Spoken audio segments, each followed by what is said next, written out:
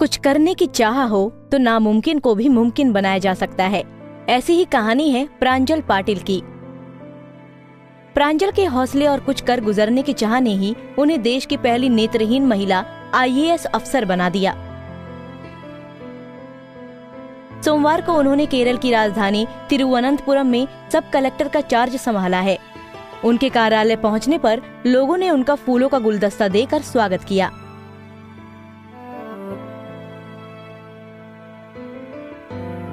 प्रांजल महाराष्ट्र के उल्हासनगर की हैं। साल 2016 में उन्होंने UPSC की परीक्षा पास की, जिसमें उनकी 773वीं रैंक थी। लेकिन सब कलेक्टर के पद तक का सफर इतना आसान नहीं था। महाराष्ट्र के उल्हासनगर में रहने वाली प्रांजल की आंखों की रोशनी बचपन से ही कमजोर थी। जानकारी के अनुसार प्रांजल जब सिर्फ 6 साल की थी, जब उनके एक सहपाठी ने उनकी एक आंख में पेंसिल मारकर उन्हें घायल कर दिया था। उस समय डॉक्टरों ने उनके माता पिता को बताया था कि हो सकता है कि भविष्य में वे अपनी दूसरी आंख की दृष्टि भी खो दें, और दुर्भाग्य से डॉक्टरों की बात सच साबित हुई। कुछ समय बाद प्रांजल की दोनों आंखों की दृष्टि चली गई।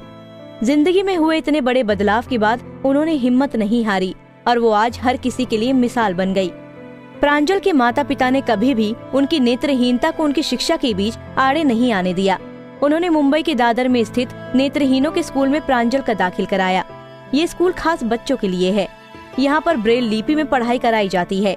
प्रांजल ने 10वीं परीक्षा भी बहुत अच्छे अंकों से उत्तीर्ण की और 12वीं में चांदीबाई कॉलेज से आर्ट्स में प्रथम स्थान प्राप्त किया। आगे की शिक्षा पूरी करने के लिए उन्होंने मुंबई के सेंट जेवियर कॉलेज में एडमिशन लिया। इसके अलावा उन्होंने दिल्ली के JNU यूनिवर्सिटी से MA किया। प्रांजल ने एक इंटरव्यू में बताया था, मैं हर रोज उल्हासनगर से CST जाया करती थी। सभी लोग मेरी मदद करते थे, कभी सड़क पार करने में, कभी ट्रेन में चढ़ने में।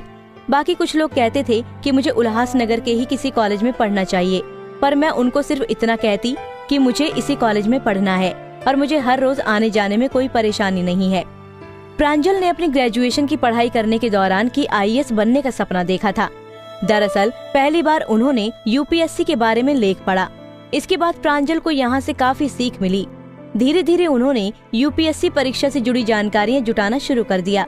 यहीं से उन्होंने ठान लिया था कि अब वो IAS बनेंगी और अंत में अपना सपना सच करने में सफल रही। हमसे जुड़े रहने के लिए हमारे YouTube चैनल को सब्सक्राइब करें और नई वीडियो की नोटिफिकेशन के लिए बेल आइकॉन को दबाएं। अगर आप ये वीडियो Facebook पर देख रहे हैं तो लाइक जरूर करें और ज्यादा से ज्यादा शेयर करें। धन्यवाद।